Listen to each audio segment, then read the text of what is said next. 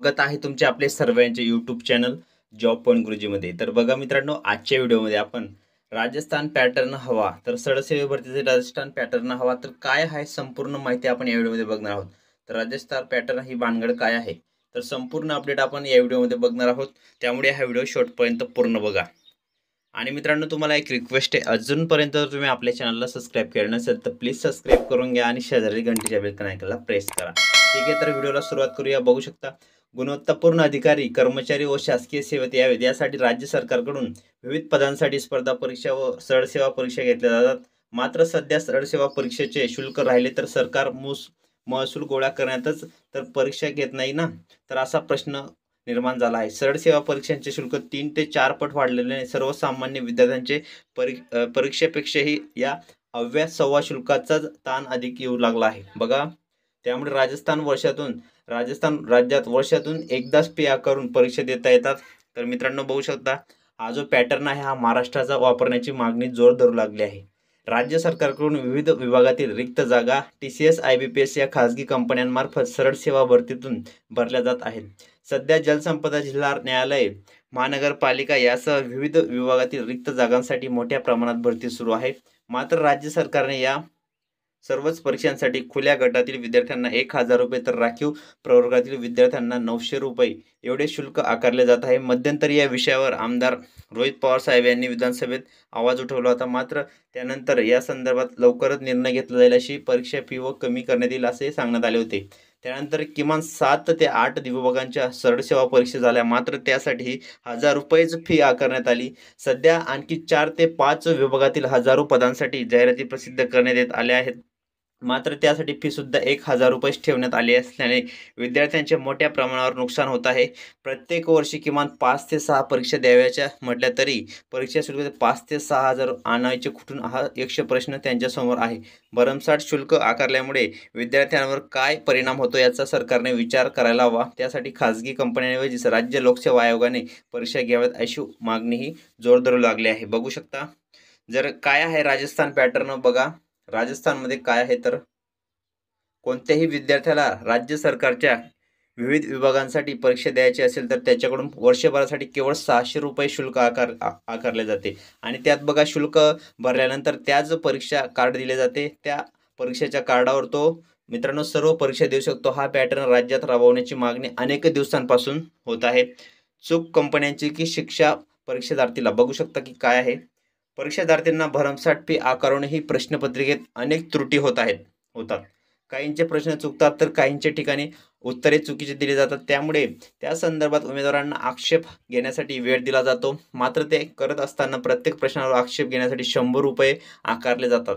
त्यामुळे प्रश्नावर आक्षेप नोंदवण्याचे उमेदवारांकडून टाळले जाते. तर बघू शकता मित्रांनो, मागे पण बघू शकता आपण, तलाठी भरती झाली, ठीक आहे, तलाठी झाली, वनरक्षक भरती झाली, आरोग्य सेवक झाली. तर अशा भरपूर काही ज्या पदांच्या भरत्या झाल्या, तर त्या मित्रांनो त्याच्यासाठी 1,000 रुपये चलन विद्यार्थ्यांकडून आकारले गेले. 1,000 रुपये, 900 रुपये असे मोठ्या प्रमाणावर आकारले गेले चलन.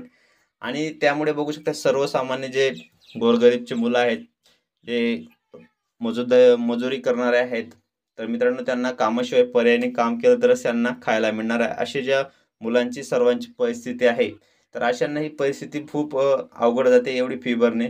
ठीक आहे, त्यामुळे बघू शकता तुम्ही की जे विद्यार्थी आहेत त्यांच्यावर अन्याय होत आहे.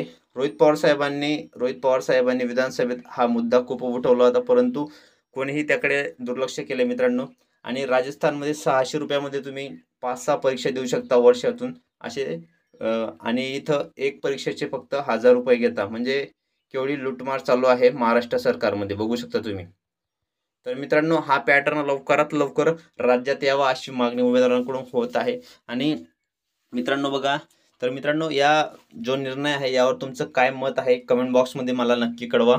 तर मित्रांनो, बघू शकता तुम्ही की हा जो पॅटर्न आहे हा चुकीचा आहे. MPSC मार्फत परीक्षा घेतल्या गेल्या पाहिजे. सर्वात इम्पॉर्टंट पॉईंट आहे MPSC मार्फत. अगोदर MPSC मार्फत परीक्षा घेत होते 300 रुपये, 250 रुपये एवढे चलन घेतले जात होते, परंतु आता 3 पट ते 4 पट हे चलन जास्त घेतले जात आहे.